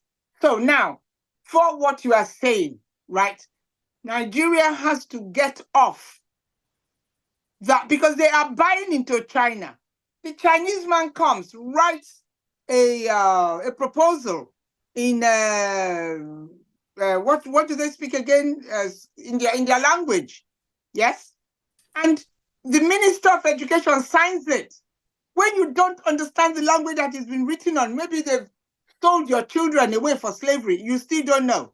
99 years time they're coming back, and how many people are going to live to 99? So what then needs to happen is the Minister of Education has to rewrite, yes, the laws and make our language a very important one. But can I ask you a question? Which language will they use? Yoruba, Hausa, Igbo? Will you tell me? Because the Chinese have Cantonese. Everyone speaks Cantonese. So they have to choose one language, that vernacular, that they would teach the whole of Africans for.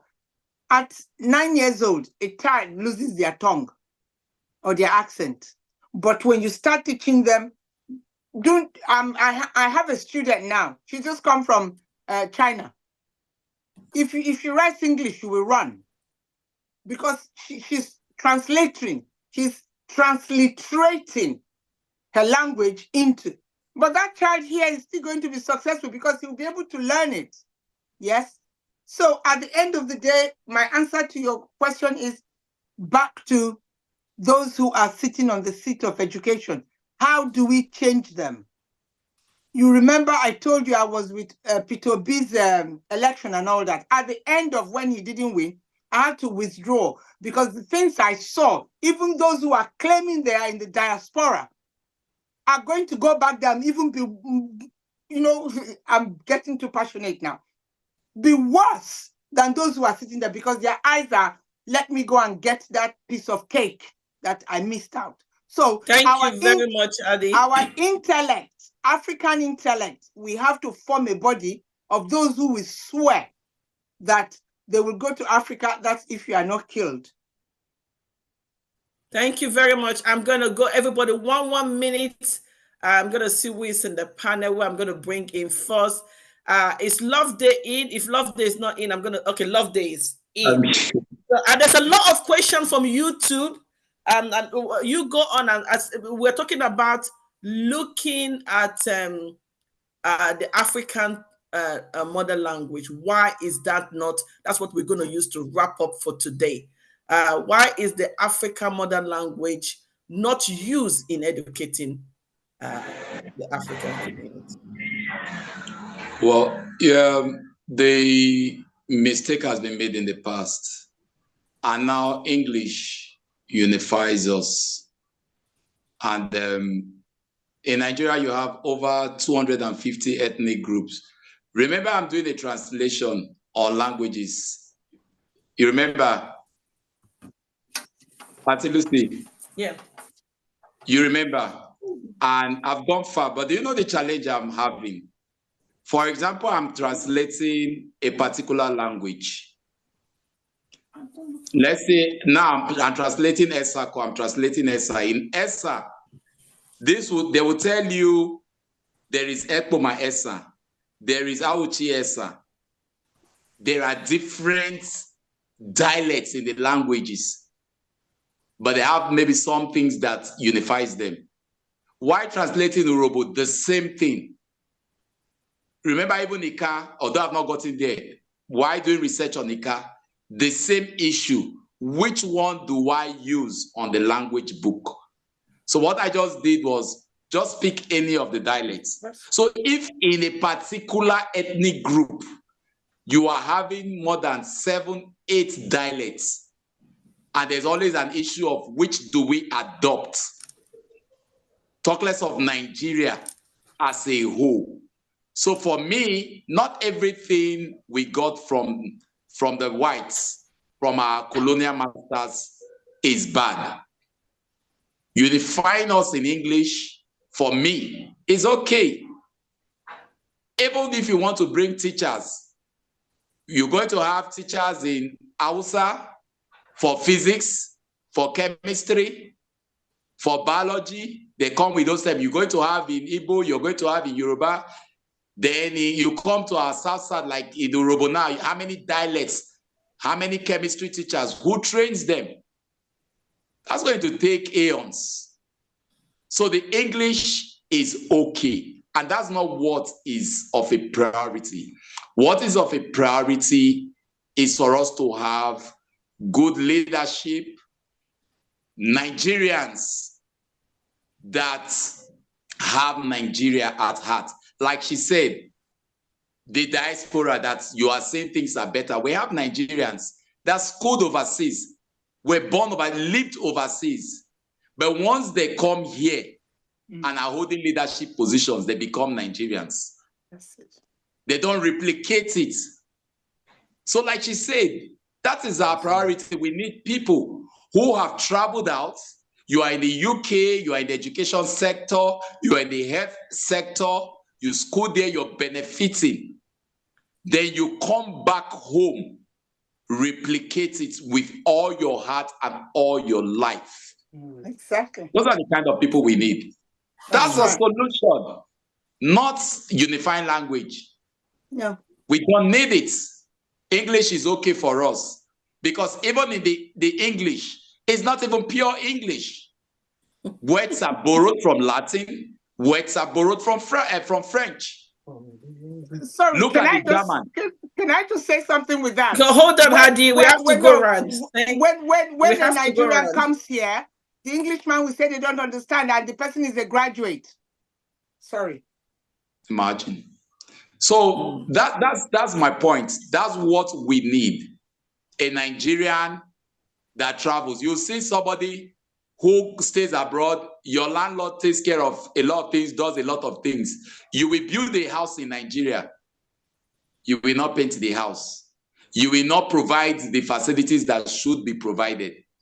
But you are abroad, and what you're benefiting, you're not replicating that with your tenants. We have them. My mother is a tenant in one in Lagos. She has been, she travels every holiday. But you need to see what she does. She will collect money. I'm sorry I'm bringing this in, but very brief. Because it also helps in the point. Because we're looking for solutions. Because we can't talk about education reform in Africa without reforming the individual, without reforming our mindset, without reforming our attitude. Because that's the problem that is affecting everything.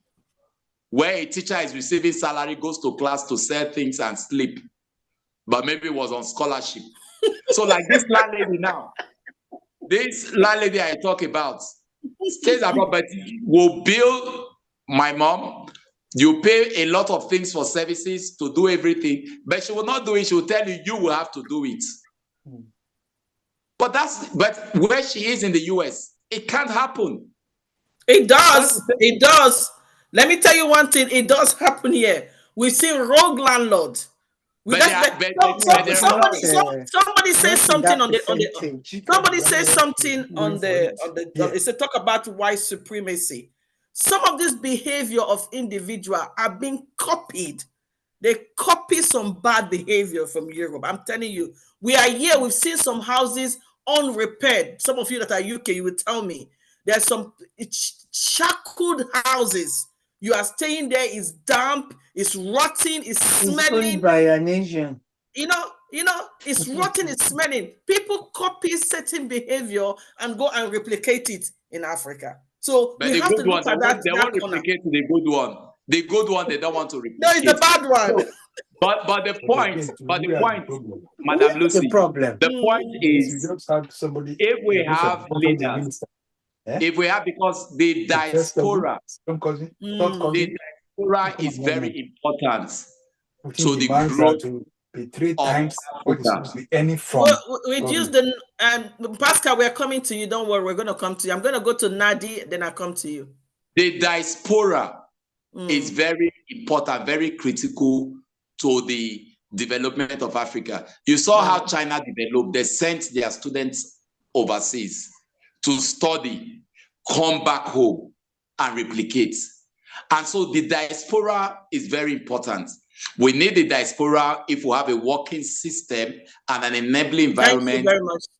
Come back, and when they come back, replicate and improve. We need that.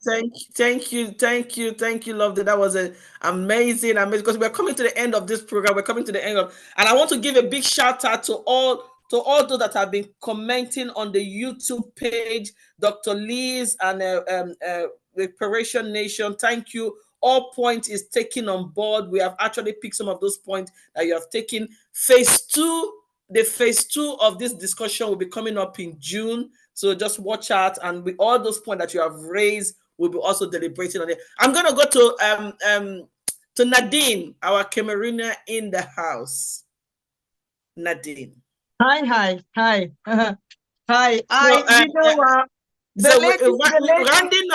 Rounding up, you're gonna look at why is the African mother language not used, and also looking at our individual self. What can we do? What should be our own contribution in developing the education system in Africa?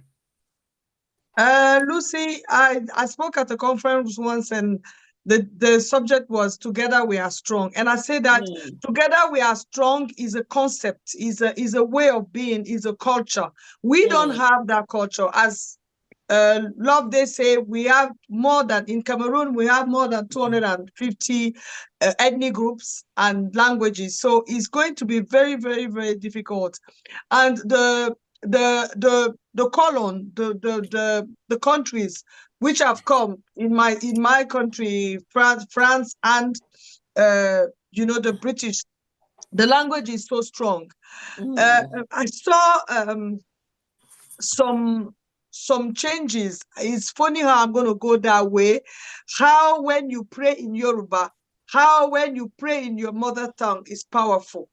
Those other countries, nations are successful because they are passing the knowledge in their language. Their children are strong. Even when they move abroad, they continue to speak their language. Before we go and change what is not changeable, I strongly believe that we as parents can educate our children, can pass back what we know. But talking about education, I want us to look at our children, look at their strengths, and allow them to go into the things they can do with our support. Me, as a community activist and as a woman working in education system, as I am watching the children, and I believe today, sorry, you have given me a very little time, and Go on. Sorry, I just want to tell a very heavy, painful truth.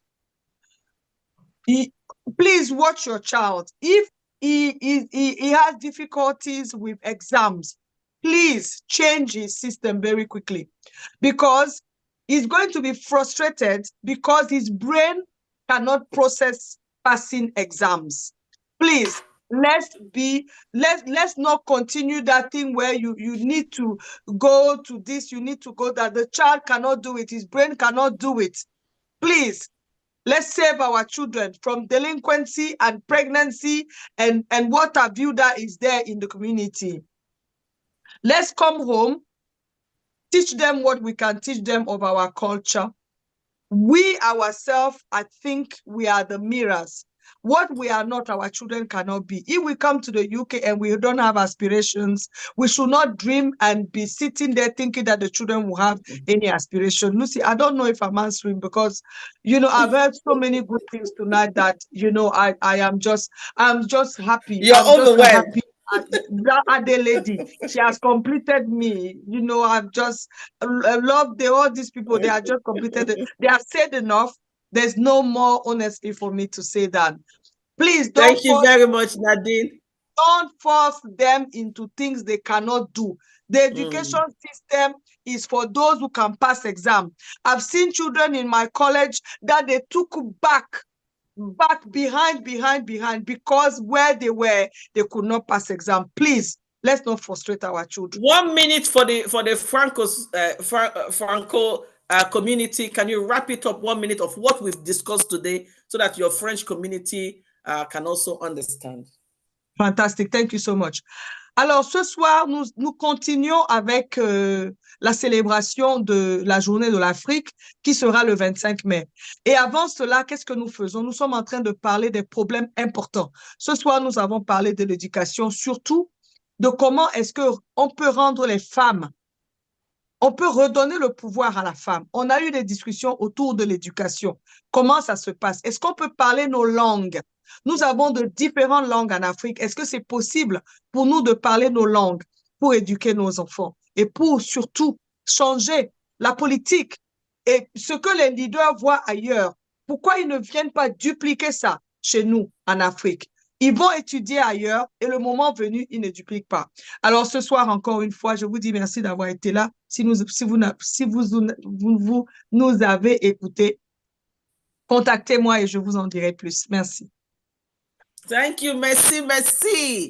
And over to you, Mr. Pascal, to wrap it up. 2 minutes to wrap it up. So what I want you to center it around.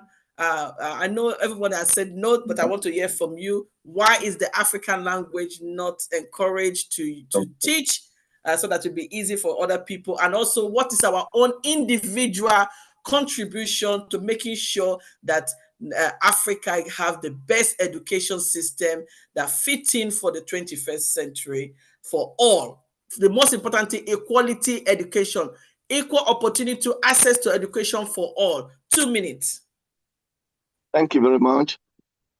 And I just want to reiterate on the general language of Nigeria.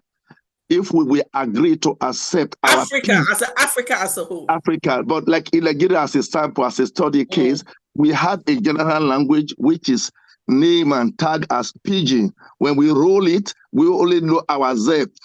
So we understand it when we knock it. So Pidgin is a widely generally accepted language in Nigeria. Then we have a way we handle it. Books, authors are writing books, Bible, and all that thing that is going on, and no other person, even Nigerian Pidgin, even there's some other countries, even Sierra Leone with their queue, they cannot understand it. So that I will say, because Wazobia could not work, it was introduced at a time. So that is in that case. Another thing, like we say, what are we in diaspora taking home? You know, we have seen, like somebody mentioned about the maintenance and services. So then we know in this country there is high maintenance and of services record. In case, and again, in the same organization, they will give you the procedure to complain.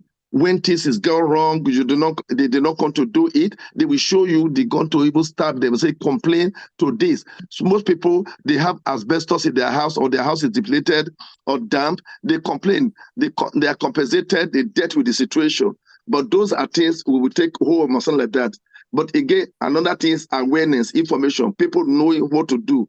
When you are in role, you have to act as a role. We must be susceptible to information. Go to libraries, find information, go to legal center, what they call it, law center, and the rest. Legal aid, those are structures. So even they may not be perfect, but they feel there is services, there is maintenance. If there is inadequacy, they will tell you if you have any complaint, suggestion, whistleblowing. So those things are taken care of. Those are things we can also bring home. But for today, for the education, yes, for me, we need more motivation to the teachers. Salary must be paid. We need to encourage the federal government, all those young graduates, let there be means of livelihood for them. Because if you finish master's, you have no job, why would the teenagers try to go to a school? What is the difference? So it's not about means of livelihood, survivors of the day. So that is what I feel they need motivation. That is the motivation. Let's look for great services. Like this country, most Western world, Germany, Austria, Belgium, they have nothing. They don't have mineral resources. They depend on taxation, services, maintenance, their compliance, audit, special. They follow up. Any deviation, any non-conformity, then they tax you. Look at all the vehicles. If you don't park right, they tax you. They generate income, revenue from all these sources. So the problem is poverty in Africa. Then if we're able to eradicate that, then I think there will be a way forward. People will be encouraged to go to school. If people finish school and there is something, they live a better life, they can have a good house, good car. So what is the benefit? The police are not encouraged, then why would there be safety? So the teachers are not encouraged, the nurses are not encouraged. All of them are running here to be doing slave job. So those should be our concern. What do we do to retain them, to sustain them in Africa? So the best doctors, the best nurses, the best teachers, they're all here doing menial job here. So they are not recognized there. What we are doing here, can we do it at home? No. So all we need right now is self-appreciation. Government should appreciate us. The individual, we should appreciate ourselves. So that's all I have. Thank you, Mr. Pastor. I would like to, you said some of the job we are doing here, we cannot do it back home. But why can't we? See, it's taking pride in your community, taking pride in Africa. For me, as a host, thank you all my panel, Adi, thank you for your contribution. Thank you, Love Day, for your contribution. Thank you, Mr. Pascal, for your contribution. Thank you, Nadine, and all our followers from Facebook. This program is being televised live on Facebook, on YouTube, and also on Twitter. All of you that have actually put on comment here, we actually take it on board. Our next session about this education will be in June, where we would actually take from what has been said today and see how we can make it. And moving forward, we're not talking, we want to take action. We want to see that diaspora contributes. But when you're talking about, there's something they say, taking pride in your community. You see, some of us come here, there's some job we do here, we don't do it back home. Why? This is our individual self. It is key, it is important that we actually go back home and take pride in Africa. We need to take pride in Africa. You know, go back home. What's stopping us from doing those jobs back home? I know, and all these things center around, I still see it, foreign policies. Foreign policies, you know, it play a big role. We should not forget that. We should not forget that slavery play a big role. All these things play a big role. So everybody need to be accountable for their own contribution in actually, not just to make it a law, but also contribute to the development of Africa. Thank you all for watching. It has been an amazing, I've enjoyed today's conversation, and I look forward to have the next. We'll be back again on the 9th. On the 9th, we are looking at health issue. For those of us, we have great panel actually coming on the 9th to talk about the issue around health. So we'll be focusing on health as it affects people in Africa, also especially those in diaspora, because we've seen it during the lockdown in COVID, how a lot of people from the Black community, from the African community were marginalized. We are marginalized because they didn't get enough support, and our health issue is not being actually made accountable. So we'll be looking into the health and well-being of Africans. We'll be raising awareness for mental health. We'll be talking also about cancer in women, checking the result. Did they have the facility in Africa to check people with cancer? How many people have been dying in cancer? They don't even know that they are dying in cancer with cancer. WHO, what are their responsibility? Our government, us as individual. Africa have the largest number of nurses, doctors that work in Europe. But the health system in Africa is crumbling. But the workforce that actually make the health system in Europe, in the Western world, to become better, and why our leaders are paying money to come here, are actually people from the Africa and the Caribbean heritage. And then we'll have people from the Commonwealth country like the Indians and the rest that have come here. So why is it that our health system are dying, and we are the workforce building other people's system? So we'll be looking at that. Mental health is a very strong one. So guys, I hope we should be here again on the 9th, of May. 7 p.m. we'll be live again to talk about health awareness in Africa. Thank you all for being part of this great event. And I want to say to you all, good night, and love to have you. And like you all remember, May is known as the African month. So we'll be talking everything about Africa, how we can make that place a better place. To get more information or to be part of this great event, go to Black Female website, www.blackfemaleentrepreneur.greenwich.com. Go to our website. There's a lot of information. If you want to email us, info@blackfemaleentrepreneur.greenwich.co.uk.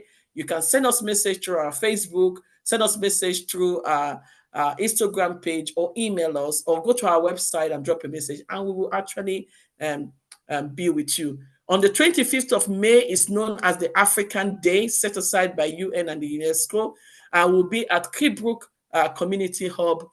It will be a great event to celebrate the contribution of Africa. And we have a great speaker coming to talk about the Windrush generation, the Windrush compensation, and also looking at how this affects the African community. So guys, it's going to be a month of events. And the African Festival will run from May to September. I invite you to be part of this great event. Thank you all for watching. And I say this night, good night, and hope to see you all. Good night, everyone. Good night, Love Day. Good night. That's been a great discussion. Have a great day, everyone. Good night. Good night. Yeah. Good night.